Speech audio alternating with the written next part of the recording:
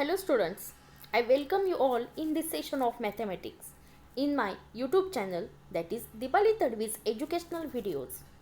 Students, yesterday we learned about how to find the value of x when the equations are in proceeding with addition or subtraction.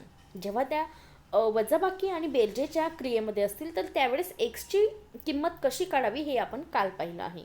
तर आजच्या व्हिडिओमध्ये आपण एक्सची value जेव्हा गुणाकार आणि भागाकाराची क्रिया असेल त्यावेळेस कशा प्रकारे काढावी हे आज आपण पाहणार आहोत. चला तर मग आता आपण वळूयात आपल्या पहिल्या उदाहरणाकडे. So students, here we will take one example, that is x into 3 equals to 9. Students, in the previous video we learned about LHS and RHS. LHS means left hand side and RHS means right hand side. म्हणजेच left hand side आणि right hand side याचा अर्थ आपण मराठीमध्ये जाणून घेऊया. LHS म्हणजेच डावी बाजू आणि RHS म्हणजे उजवी बाजू. म्हणजे इथे आपण ज्यावेळेस एखादं गणित सोडवत असतो त्यामध्ये सर्वात महत्त्वाचं आहे ते चिन्ह असतं बरोबरचं चिन्ह, इक्वलचं साईन. आणि या इक्वलच्या साईनवरूनच आपल्याला कळत असतं की LHS कोणती आहे आणि RHS कोणती आहे. मग आपण ज्याप्रमाणे ह्या उदाहरणामध्ये हे बरोबरचं चिन्ह आहे तर इथे x-3 this term is LHS and 9 is RHS. म्हणजेच x into 3 हे LHS आहे आणि 9 हा इथे RHS आहे. Then we have to find the value of x. We have to find the value of x. ही एक्सची किंमत आपल्याला काढायची आहे. चला तर मग आता आपण आपल्या उदाहरणाकडे वळूया. Here I will write LHS and RHS. आपण अशा प्रकार गणित सोडवताना सुरुवातीला आपण लिहिताना LHS आणि RHS असं लिहून घ्यायचं आहे. त्यानंतर x into 3 equals to 9. म्हणजेच काय की LHS ही पूर्ण टर्म आणि RHS ही पूर्ण term. Yesterday we learned that when it is positive in LHS, then on going to RHS it will become negative, that is in minus or subtraction. आणि जर का ते इकडे निगेटिव्ह असेल आणि तर ते इकडे जाताना पॉझिटिव्ह होऊन जाणार आहे. म्हणजे अशा प्रकारे हे इथे ॲडिशन आणि सबट्रॅक्शन करताना आपल्याला याची काळजी घ्यायची आहे.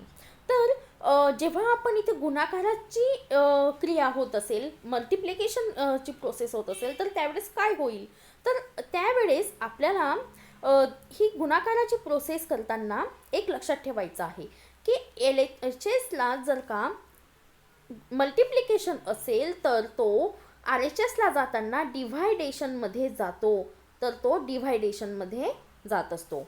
आणि जर याचा उलट हेच करायचं आहे की जर तो LHSला डिव्हायडेशनमध्ये असेल तर तो RHSला जाताना मल्टिप्लिकेशनमध्ये जाईल. हेच आपण काय करायचं आहे की याच्या उलट बाजूने करायचं आहे. म्हणजेच इकडे जाताना जर का ते डिव्हायडेशन होत असेल, इथून इथे जाताना डिव्हायडेशन होत असेल तर इकडनं इकडे येतानाच सुद्धा ते काय होणार आहे, मल्टिप्लिकेशनमध्ये जाणार आहे. म्हणजे अशा प्रकारे ते उलट सुलट ते होत असतं. फक्त आपल्याला एक कन्सिडर करायचं आहे की LHS कोणता आहे आणि RHS कोणता आहे.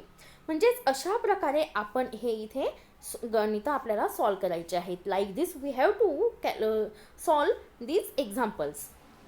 So students, let's solve the example. आता मी आधीसुद्धा क्लिअर केलं आहे की ज्याची व्हॅल्यू आपल्याला काढायची आहे त्याला आपण कसं ठेवायचं आहे, त्याला एकटं ठेवायचं आहे. We have to keep it alone. So here we have to find out X. आता मला एक्सची व्हॅल्यू काढायची आहे म्हणून मी एक्सला एकाच साईडला ठेवणार आहे, एकटं ठेवणार आहे. मग असं म्हणतात की माणूस जोपर्यंत स्वतः काहीतरी करत नाही किंवा स्वतः एकटं काहीतरी जिद्दीने एकटं राहून जिद्दीने काहीतरी काम करत नाही तोपर्यंत तो स्वतःला सिद्ध करू शकत नाही. म्हणजेच तेव्हाच आपल्याला सगळ्यांना त्याची किंमत कळत असते. आणि म्हणूनच मग आपण एक्सला सुद्धा कसं करणार आहोत, एकटं ठेवणार आहोत. मग आता आपण नियमानुसार आता जो नियम पाहिला त्या नियमानुसार आपल्या लक्षात येईल की इकडे ते जर याच्यात असेल मल्टिप्लिकेशनमध्ये असेल तर इकडे जाताना म्हणजेच RHSला जाताना तो ते काय होणार आहे, डिव्हायडेशनला जाणार आहे. मग आपण त्याच प्रोसेसप्रमाणे इथे प्रोसेस करूया. मग इथे काय होणार आहे की हे जे चिन्ह आहे, बरोबरचं जे चिन्ह आहे, इक्वलचं जे साईन आहे ते इक्वलचं साईन हे इथे आपल्याला पुढे सरकावं लागणार आहे. That is equals to 9 divided by 3. 9 divided by 3. ह्या 9 डिव्हायडेड बाय 3ला आपण असं देखील लिहू शकतो, 9/3. हे सुद्धा एक डिव्हायडेशन करण्याची सोपी पद्धत आहे. आता आपल्याला 3चा पाढा येतो. We know the table of 3. आणि या 3च्या टेबलमध्ये जर आपण पाहिलं तर 3 त्रिक 9 होत असतात. 3 × 3 वी विल गेट 3. 3 3 3. मग आपण इथे शॉर्टकट पद्धतीने आपण इथे मल्टिप्लिकेशन करू शकतो. That is x equals to 9/3. मग इथे आपल्याला जर 3 1 3, 3 त्रिक 9, 3 1 3, 3 2 6, 3 त्रिक 9, अशा प्रकारे हे उत्तर आपल्याला इथे मिळालं आहे. That is 3/1. आता जर 1 डिनॉमिनेटर असेल तर त्या नंबरला 3/1 असं लिहिण्याची गरज नाही. तिथे आपण ओन्ली 3 जरी लिहिला तरी आपल्याला तो चालतो. That is x equals to 3. हे आपल्याला एक्सची व्हॅल्यू मिळालेली आहे. आता स्टुडंट्स, आपल्या एक्झाम्पल आपलं काय होतं की x - 3 इक्वल्स टू 9. आपण याचा पडताळा करणं गरजेचं आहे की आपलं उत्तर बरोबर आहे की नाही. आणि म्हणून मग आपण काय करणार, we will put x equals to 3 in the equation. That is 3 × 3 equals to 9. We will get 9. That means we have solved example very correctly. So like this students, we have to solve next example also. So we will take second example, that is 10 into x equals to 50. अतिशय सोपं आणि साधं example आहे. या उदाहरणामध्ये देखील आपल्याला ओळखायचं आहे LHS कोणता आणि RHS कोणता. मग यामध्ये LHS आहे 10 × x हा टर्म आणि RHS आहे 50. अशा प्रकारे हे एक्झाम्पल आपल्याला इथे मांडून घ्यायचं आहे. मग आता आपल्याला नियमानुसार आपण करणार आहोत की आपल्याला कोणाची व्हॅल्यू काढायची आहे, एक्सची व्हॅल्यू काढायची आहे. आणि मग म्हणून आपण एक्सला ह्या साईडलाच ठेवणार आहोत. आणि एक्स इथे कसं आहे, पॉझिटिव्ह आहे, तो निगेटिव्ह नाही आहे. आणि म्हणून मग काय होणार आहे, 50 इथे सुद्धा मल्टिप्लिकेशनचं म्हणजे मल्टिप्लिकेशनची इथे क्रिया आहे. आणि म्हणून तो इकडे जाताना काय होणार आहे, डिव्हायडेशनमध्ये जाणार आहे. 50 divided by 10, that is we can write here 50/10 or 50 divided by 10. So then we will get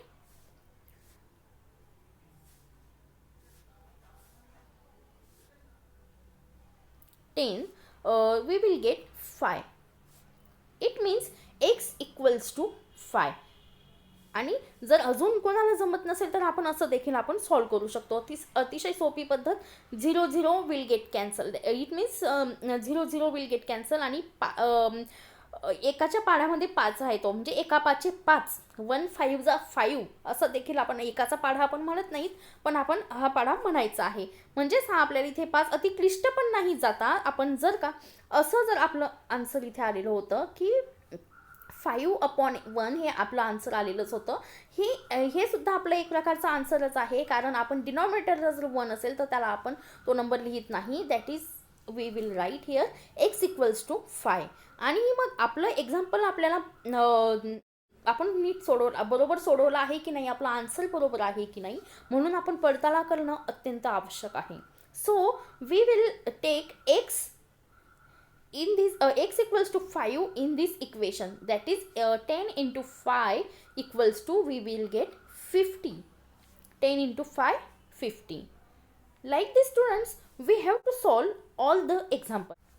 So students, अशा प्रकारे तुम्हाला लक्षात ठेवायचं आहे की LHSला जर का मल्टिप्लिकेशनची प्रोसेस होत असेल तर तो RHSला जाऊन डिव्हायडेशनमध्ये ते होणार आहे.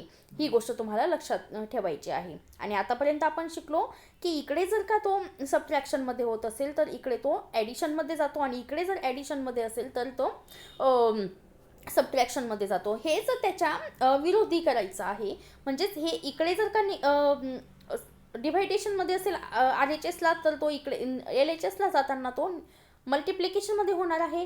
जर इकडे तो ॲडिशनमध्ये असेल तर इकडे सबट्रॅक्शनमध्ये जाईल, आणि इकडे जर सबट्रॅक्शनमध्ये असेल तर इकडे जाताना तो ॲडिशनमध्ये जाणार आहे. म्हणजे अशा प्रकारे आपल्याला हे नियम लक्षात ठेवले तर आपण अधिकाधिक इक्वेशन्स सॉल्व करू शकतो. So students, all the best and thank you for watching my video.